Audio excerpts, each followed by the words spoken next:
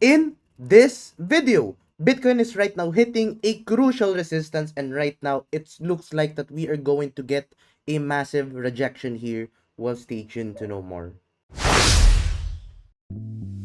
Do you want to learn the strategy that I use for my day-to-day trading? Then make sure to check out our Gaps Crypto 101 playlist. You can start learning how to trade in the cryptocurrency market all for free, and the link is available in the description down below. And if you want to start opening an account with any crypto trading platform, make sure to trade this guys with Femex and Bybit, as they have one of the lowest fees possible in the cryptocurrency market. And if you use our affiliate links, you can get up to 20,000 US dollars of bonuses when you are going to deposit with those trading platforms, and the links are available in the description down below. So now let's dive into this video. So hi guys, and welcome back to another Gabs cryptocurrency video where we trade by data and not by hype. If you haven't subscribed to my channel, click the subscribe button down below and hit the notification bell so you won't miss out videos like this. So let's now dive into this video and let's give you a quick recap of our previous analysis. So 'di ba, sa previous analysis natin, we have been mentioning na Bitcoin is right now hitting this very crucial resistance where we have seen multiple rejections in the previous movements. So, di ba sabi ko sa inyo, what you have to monitor now is the 4-hour time frame and the daily time frame, kasi in the 4-hour time frame, if mag-form tayo dito ng bearish divergence, then of course, we are going to open a short position dito. And on top of that, sa daily time frame, di ba sabi ko, you have to monitor if magkakaroon na ba tayo ng daily candle close na may bearish cross. Kasi in that case, if we are going to form a daily candle close dito with bearish cross, then we are more likely going to go down dito and just further consolidate and go back to the 87,000 US dollar area. And right now, as you can see, nagkaroon na tayo ng panibagong bearish cross dito sa Bitcoin daily time frame. So right now, I have opened a new short position dito. And gumamit lang ako actually ng low leverage dito kasi as you can see, sa 4-hour time frame, hindi tayo nag-form ng bearish divergence. That didn't happen.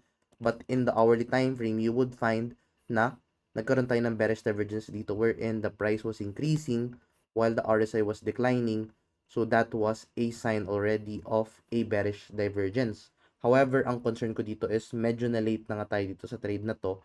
And hindi ko na siya na-monitor kasi I was actually sick for the past few days. But, ayun nga, as you can see, we have been seeing that playing out na nga right now. And medyo risky trade to. But, ang pinakang overall trend following the daily time frame is we are going to go to the downside following that latest move. So, in this case, I am going to open a low leverage trade kay Wix. Kasi dito, pwede ka of course mag-open ng multiple trades.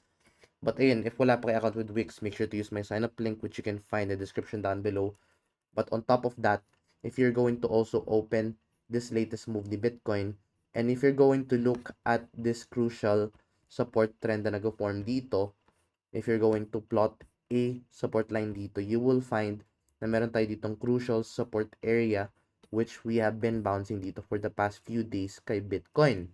And the fact na na-start na natin siya ma-break to the downside, as you can see, nagkaroon tayo na retest, it's more likely na we are going to continue to the downside and follow this trend, especially now we have not created a new higher low.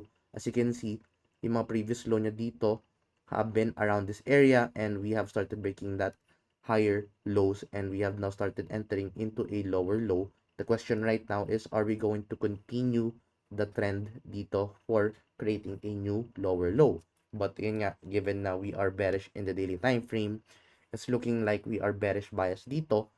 But ayan, just like what I've been telling you, it's a risky trade kasi naubusan na ng walang indicators for the 4-hour time frame, and in the hourly time frame, medyo late na.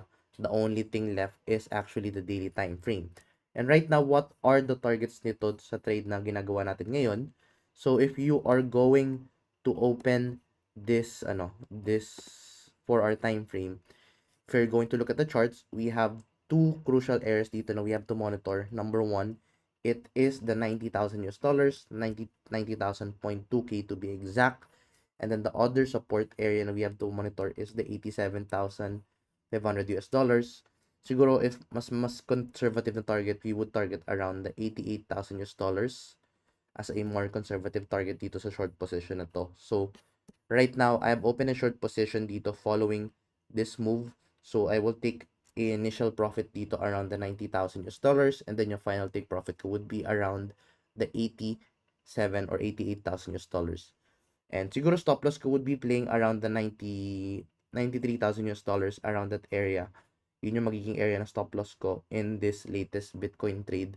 So yeah, right now, that is what I am going to do dito. And I am not touching anything yet sa long-term short position ko. But for the short-term trades, nag-open ako ng panibagong short-term short position nga dito sa latest movement ni Bitcoin. And ayan lang, I don't think that we have anything else to update, because looking at this in the daily time frame, there are no things na we can discuss for the time being other than that na nag-form tayo ng resistance dito. So right now, I believe we just have to monitor muna dito for the next few days if we are going to continue this downtrend following this daily time frame stochastic RSI bearish cross. But anyway, yun lang muna update natin for the time being. If you find this video useful and informative, please give this video a like. We'll see you guys in the next video. Bye-bye for now.